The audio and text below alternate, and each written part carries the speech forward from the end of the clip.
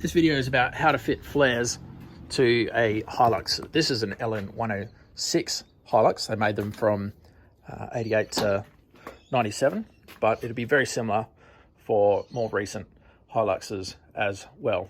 So first thing you're going to need is to buy yourself this style of flare, because that's what this video is all about, these rubber flares. They come in, it comes in a roll, and luckily for you, the lengths that you need, well, that's the easy bit, because I figure it to be exactly 1 meter worth of length. Now, how do you attach it to the car? Well, you got to use screws, and you got to do some measuring. So when we look at this side, there's no flare on here. There used to be smaller flares. We're going to be putting these bigger flares on.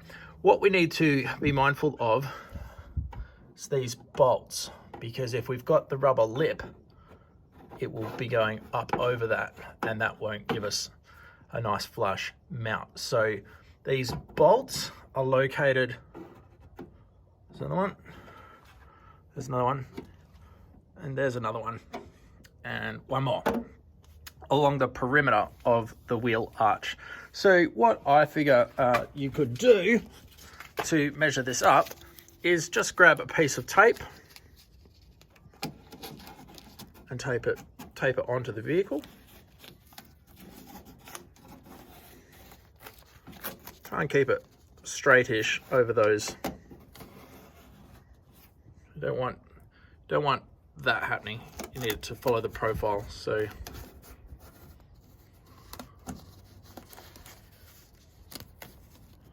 work it along.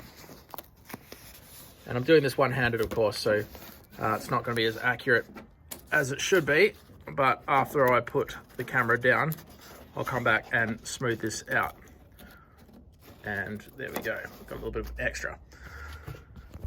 So once you've done this, and you've also spent a bit of time to get it as smooth and as straight as possible, just simply take your pen and mark where the bolts are. Mark the bolts, mark the bolts, mark the bolts, and then you can take your tape off and come over to the cutting deck. Right, so here's my bit of tape. Here's the bolt marks that we marked, and I've now gone ahead and removed the excess. I'll show you a flare that used to be on the car so you have an understanding of what we need to do in the next step. This is the flare. As you can see, this lines up with this lines up with that.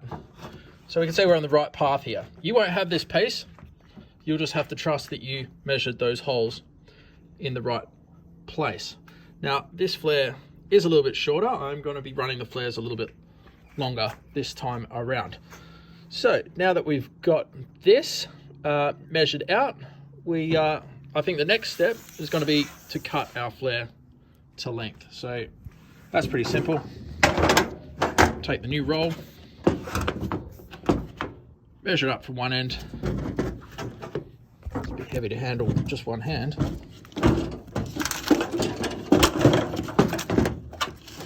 Measure it up. Measuring twice, cutting once. Yep, measuring twice. Cutting once. Just grab a scalpel and start your cut. I'm going to put the camera down and just cut. It takes 2 hands. This is fairly thick rubber. Right, so the next step is to turn this around as it would be facing on the car. So you saw me with it before upside down, and turn this around because this is how it's going to mount. It's going to stick out that way. So put it as it would be on the car, line it up with your tape. So this is the front of the car, that's the back of the car, that's how we had the tape. That was our first mark. So we've got that nice and lined up. And the next step, I'll show you where we're going. This is the old one. So you can see we've got this lip here, we've got that lip there. You're just notching out this part for those bolts to go under. And how far do you notch it? Well, last time, most of these cuts are not accurate. It's just got to get you in the ballpark. Look at that one. And this flare was fine. This flare held on no dramas at all. But I think you'll lose a bit of the stability of this if you cut that hole too big, so you don't want to do that. So this first hole that I'm going to cut, it's going to come about 1/2 inch either side of this line just here. So once again, I'm just going to get the scalpel and make some cuts, but I will put the phone down while I make these cuts because, as said before, this is quite thick rubber. So I've just come over to the car for a test fit, and we can see that bolt there. Heaps of room. Perfect. So that was easy. Now we've just got to cut the other ones.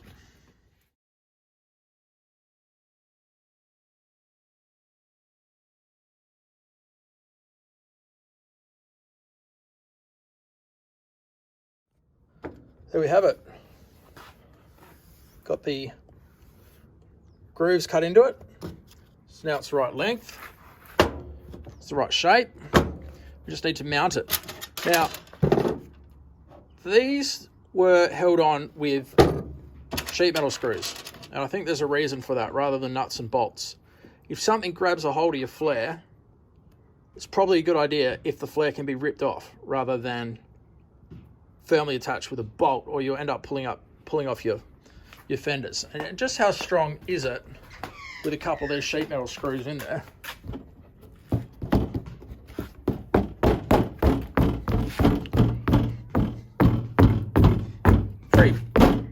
Pretty durable. And the sheet metal screws that were in there, same diameter, but just half the length of that. They only need to be half the length though, because the rubber was thinner. But you know, there's not a lot of that screw that's sticking into the car. Probably that much goes into the car, and that's all it takes. So if there is a big grab on the side of it, it will rip it off. And on my other Hilux, they were mounted the exact same way, just with this type of screw, and occasionally this part would be dangling off the side here, and I just walk past and hit it like that, and it would put it back in. So that's important. Don't anchor them overly firmly.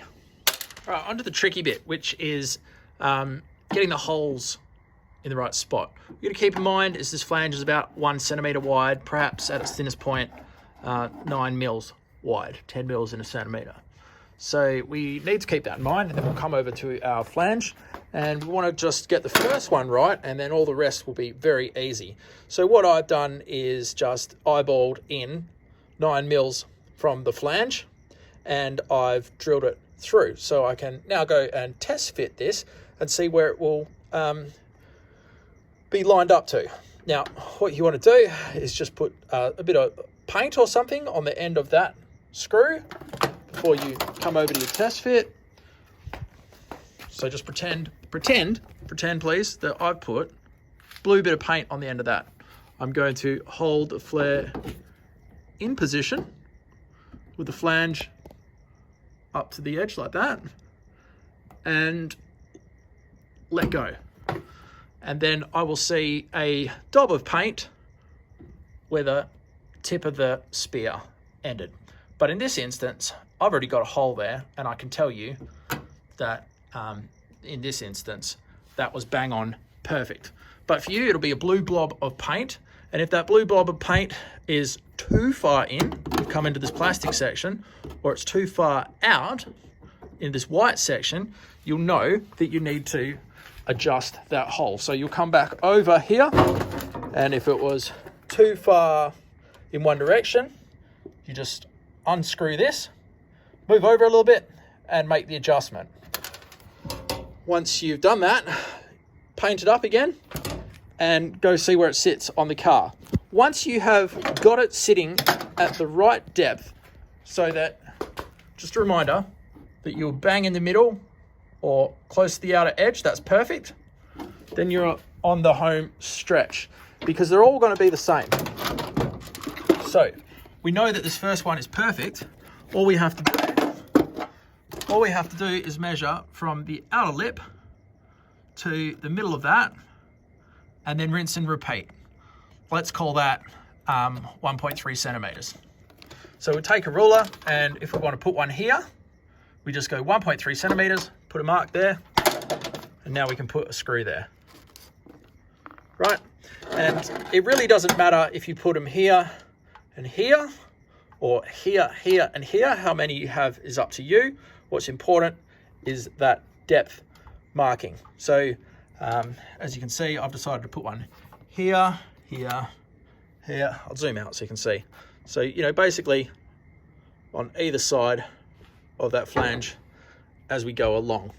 And what you want to do is screw these all the way through and out so you've got a nice guide hole for the drill bit. So I'll do that on all of these because they're not all drilled all the way through yet.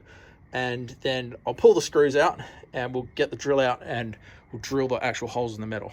All right, we're onto the home stretch, and this is the part that actually has to be the most accurate. And luckily it's pretty easy to be accurate because you've got this lovely lip. So all you need to do to make sure it's accurate is to ensure that that lip is on the outside of the car and you're pushing it in. So there's no play there. So once it's pushed into position, simply take your drill, stick it in that guide hole that you made. Once again, making sure the drill's pushed into position.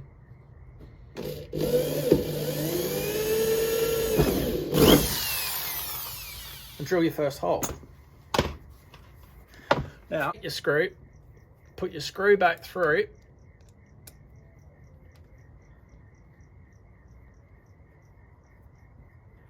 Until you've got a little bit of screw poking out the top there, sharp to the finger.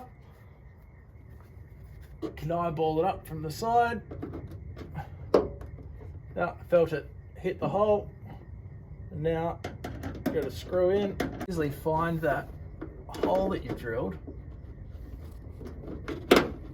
Got it.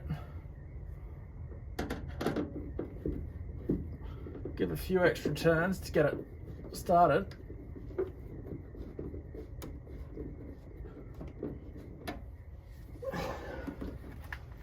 Yep, that lip's on the outside, perfect. And now, move on to the next hole. Most important thing is to make sure that you pushed this over as much as it will go, or your flare will have a gap in it. Choose the guide hole that you drilled before, making absolutely sure I pushed it all the way over. Yep.